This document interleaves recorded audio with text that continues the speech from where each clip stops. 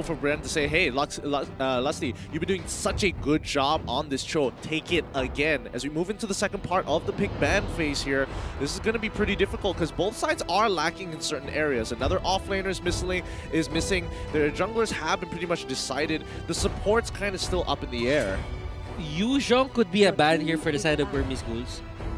Like, you pick a Lapu-Lapu. Yes, you would want to head up against a Yuzhong Lapu-Lapu setup that's going to be 50-50. But if he does have the backshot on his side, that makes all the difference. That's definitely something to ponder about. And, you know, there's still a few more bans to also consider about. Sylvana, past few games haven't been prioritized at all. So, do you think there's a possibility for that as well? Yeah, Burmese Ghouls might, just because Lusty is on his choke.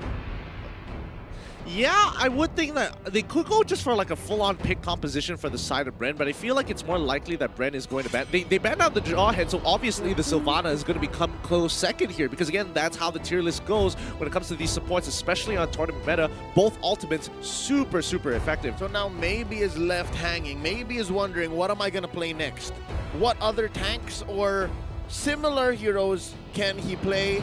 And so far, Burmese Ghouls have seen success when they are put up against the wall like this. Last ban from the Ghouls is going to be Farsa. And Bren Esports have one more. Ooh, looking like a great side lane Aerith. It's Few who still does not have a hero here. Yeah, and I think Few is kind of okay with this. He's got a plethora of options overall. I mean, they're not exactly the best, may not necessarily be the most meta, but the Burmese Ghouls here, if they could limit him even more, because they've been trying to match him pretty much the entirety of the game. They've been matching Bren Esports in their draft. So if they can narrow down on what exactly Few wants to take and put him in an uncomfortable spot, they might be able to abuse. Burmese Ghouls, they need a tank and a gold lane. Will they go for a double marksman? Double marksman is risky, but could be. Oh boy. The hard counter for the Oh Aerith. boy. What? Wow. Wow. At the last possible moment, Burmese Ghouls, they still have something up their sleeves to surprise us. Hey, if you're going to win a championship, You need to be unpredictable. you You need to bring a king in. and you gotta be styling. I mean, this is pretty interesting because it's working similarly to Diggy, where it's just going to shut down the mobility coming in from Bren Esports. They have a very clear escape mechanic with this, and Bren Esports, they have no way to really get in onto the fight except for Baxia, and he won't be able to get out. So tight corners, what used to be Bren Esports' favorite place in the world, now Burmese Ghouls will start to dominate here. They do have an in. If they get it right, the diversion from the Luoyi, but it's so high risk, it's so high concept at this point. Exactly. Tight, narrow jungle. Nah, don't fight there, Bren. Burmese Ghouls, if you look at it, if they don't finish the game early, the scaling is going to favor the side of the Philippines, Bren Esports. Yeah, I honestly really like this Loyi. We haven't seen that Loyi in a while now. Now, paired with this Baxia, you can definitely go even more places that the Baxia could not reach. So with that being said, this is our very final game. It is best of 7 in the AM2 World Championship 2020. Who will be your champions right here? Pop it in the chat. And if you guys are in the cinema, make sure you scream it out loud. Is it Burmese Ghouls? Is it Bren Esports? Back and towards the land of Dawn for our last match here. Casters, it's been a long day, but we need a champion at the end of the day. We do need a champion.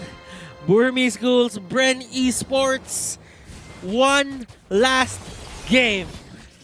One last showdown to show who is going to be sitting up here on top. Bren on the red side, Burmese Ghouls on the blue. As they take this nice and slow, they don't go with a buff start and immediately look to clear the mid wave. And, you know, overall, as we were kind of talking about how the matchups are going to go, we can already see how the lane priorities have been given over to either side. Again, Ruby DD with the rogue off meta pick, Grok. This is the lethal Grok in Game 7. Ooh, it's risky, but we've seen it work before, and now the question really does come down to whether they get a catch onto Few. For now, it's looking pretty good, but Flapteezy going in pretty hard, but Kid, nobody having the execute at the end of the day, so they're not going to go for the dive. Okay, so the Luyi pick on Few will just keep people from Burmese Ghouls let's say, poked as much as possible, the damage will be consistent.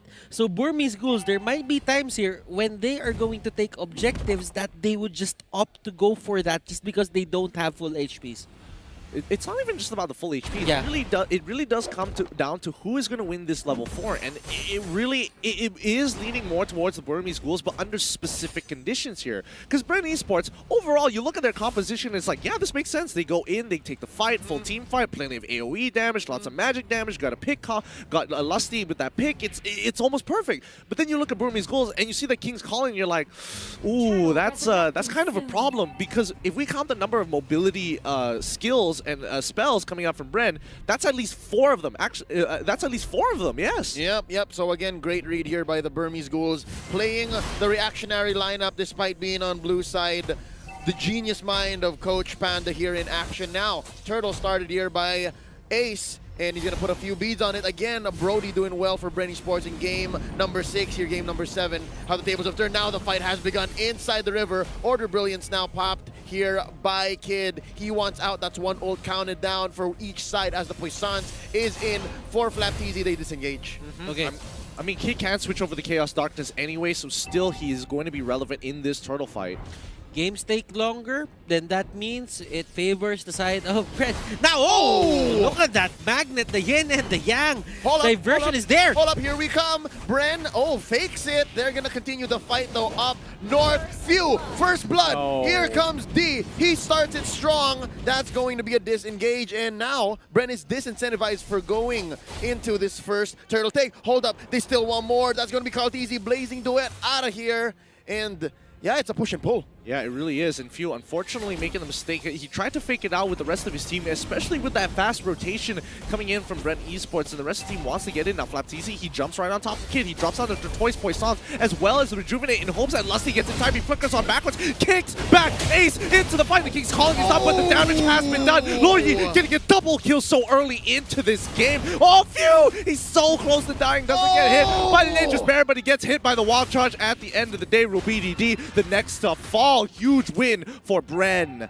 And Bren Esports, they are finding the trades. Burmese Ghouls not backing down. And you could see a lot of things working to the side of Bren Esports there. The kick on Ace was perfect. That's just what they needed at that certain point in time. The exact target. Now, quick item check before the 5-minute mark. That's already tough boots onto Lusty. Carlteasy picks up the Raptor Machete. D uses the ult to disengage. That's 2 chasing down onto him. And look down bottom. This is actually some pressure onto Ruby DD. I think Bren Esports have had it with this surprisingly lethal Grok. Yeah. This is the first time that we see him hugging the turret. I mean, they have to make sure that he doesn't get too far away here. Because, again, Grok with the power of nature, very annoying. Oh, he gets hit by a lot of bullies here as well as the Chrono Finisher as well. But now they're trying to jump on top of Rebo. Oh, they almost catch him as well, forcing him to use the Purify. And the rest of Burmese Ghouls, they pull back. Big plays. Ooh, Flapteasy, what happened? 1 HP? I guess he was dueling with the 2 up top. And, Lapu Lunox. he calls it quits, yeah. Lapu Lunox is hold just way up. too good. Blazing Duet by Carlteasy. Yeah, down goes maybe. Kid can't answer back. Interesting entrance by Bren Esports, and right now they're trying to go for this push, looking for a conversion. Ace puts a few beads, gonna be popping the torn apart memory from here on very soon now. Oh, nice wild charge here by Ruby DD, and they decimate Bren Esports from underneath their own tower. 3 for none. The Ghouls are feeling it. They are pouncing back. They're looking to really turn this into the brawl. And D, he knows that he has to throw himself under the fire. And Flapteasy, he's going to be dropping. Oh, he gets peeled back. Move. It's a great pull, but he does force out the Rejuvenate. And nobody can really deal with him thus far. Not enough damage. Can he get the Cyclone's Eye in time? He gets hit by the stun. Maybe steals the Cyclone's Eye, but Flapteasy, he's like, nah, Shield Unity, and I'm rolling out. Okay, this is one of the things that Burmese Ghouls is really good at. And Ruby DD, they've been going for a lot of these, what's the name of the ultimate of the Grok? Wild Charge. Wild Charge. This is for the longest time we haven't used Grok in the meta, and this is the first time that he was used. Wild Charge with the flicker. They've been using that time and again, and it's almost always certain that he's gonna be very near onto those rocks and just knock up the enemy. Yeah, that's what's so nice about Ruby DD's build here. Nice knock up here. Oh, Oh! what an alley-oop! Salmon Force from underneath. In comes maybe though King's Calling, keeping No! people down. No! No way. That's gonna be Lusty. Oh my God, the tag team is in effect. Now, that's going to be Few from the backline losing the kid. It's a duel. Mage on Mage action. And that's going to be the wipeout on 2 Few. Oh! Flapteezy still alive. That's going to be the Order Brilliance away for Kid. D takedown here by Flapteezy. That's a small consolation prize. 1 for 3. Big wins all across the board for the Burmese Ghouls. They're very happy with this trade at the end of the day. They should be holding on for Bren Esports, Burmese Ghouls. This is going as the way they planned it. They get pickups, they get kills, they control the mid-game, they make the most out of ace, mid-game spike. That's it.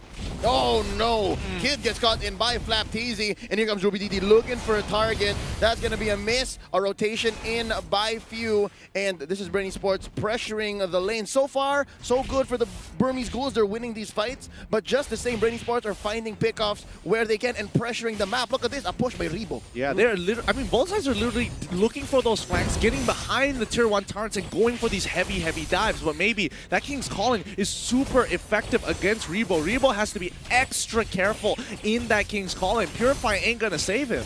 Look at the enchanted talisman even being used here for Rebo, and that is quite unusual because a lot of the Harriet side laners are going for the Calamity Reaper and the Feather of Heaven. Yeah, Flapteezy here senses something. Oh, nice pull by maybe. That's going to be the Tortoise Poissons. And as well, I believe the Revitalize dropping here. But already 2 big ticket resources gone for Bren Esports. Well timed for the 30-second turtle coming up for Burmese Ghouls, the very last one. They'll have their ultimates at the end of the day, and I think I did see Rebo actually purchasing the Calamity Reaper first, so don't worry about that. The Talisman, Enchanted Talisman came in a little bit later. Lusty, he's going to be looking for an opportunity to kind of, you know, secure their position around the turtle, so they have first dibs for now, but Ruby DD says hello to Few, and Few now under a lot of scrutiny here. The King's Calling down right in the middle of the lane here. Nobody from the side of Bren Esports wants to walk forward, so it's going to be a free pick with no returns. Maximum efficiency, that is the best use of King's Calling. You see how it fits the circle down the middle right so perfectly, and that's exactly what Maybe is doing here. But hold up, what's this? A nice trade for the turtle. Bren Esports lets it go. It's not coming in time. But then again, you have to think about what they did there. Oh, here we go. Wild charge by Ruby DD. What a bait. That's got DD taking him down. And the life bars are dropping. Flapteezy shut down by Ace. And the fight continues. Where do they go? Salmon Force already expended here by Rebo. And that's both teams backing off. Lusty looking for more. And hold up. 10-7, 24K to 24K. This game is darn close, but the Burmese Ghouls are up by 1 turret. Golden Staff is now up for Carl TZ, and you can see the trades. Ruby DD maybe is just playing the keep away game. He knows that if he stays alive, he can just keep on going for those pokes. Now, if you would look at the items, Lusty here with the Athena Shield. Rebo does have the Calamity Reaper with the Enchanted Talisman. Enchanted Talisman on Few as well. He's probably gonna go for something or something of a Ice Queen wand or a Lightning Cruncher, or probably a Glowing Wand as well. Yeah, those are some pretty good shoutouts there, especially... Oh, wait, D, he's in a lot of trouble. He's going to die here. There's nothing much he can do. He's going to get run down, especially with the amount of movement speed that he has in Flapteezy just to secure the kill with the Shield Unity. But now, rotation is going to be placed in the middle just so they can steal away the orange buff again. And then, unfortunately, Flapteezy is going to be, hey, I'm the carry now. Oh, actually, that is the case. And now Kid gets caught in here. That's going to be quite a hit from the back line as Ruby DD goes in with a wild charge. Maybe here, caught out Flapteezy inside the turtle, the purple pit, and that's going to be the back out. Oh, nice knock-up. Nice wave of the dragon, but they take out Flapteezy first. Lusty still in here. Kaldizi, blazing duet. He's trying to get one. That's going to be Kid, and they back out. Oh, nice power. Nice swing by Ruby DD, but it's not enough. Double kill here for Carl TZ. 2 for 1. And while that's happening, we have Rebo and Few going to the bottom lane. Oh, Lord's up. Lord's Yeah. up. It's free. Lord's up, and they gatekeep the Burmese Ghouls from walking up forward. They made sure they teleported right in front of the base, making sure that they're standing on towards the top right side, just in case if D wanted to get a little bit more physical with them. But now they have the River Crab under their side. Kartizi is kind of huge in these situations, and as of right now, Ace, he's got the burst damage, but Kartizi, he's got some strong AoE. Remember, the last time that they picked the Claude, it was relying on Claude alone. The damage output came from him alone. Right now for Bren Esports, they have this insurance policy. They have Rebo and the Harith, and both of them will have to carry the damage of this team.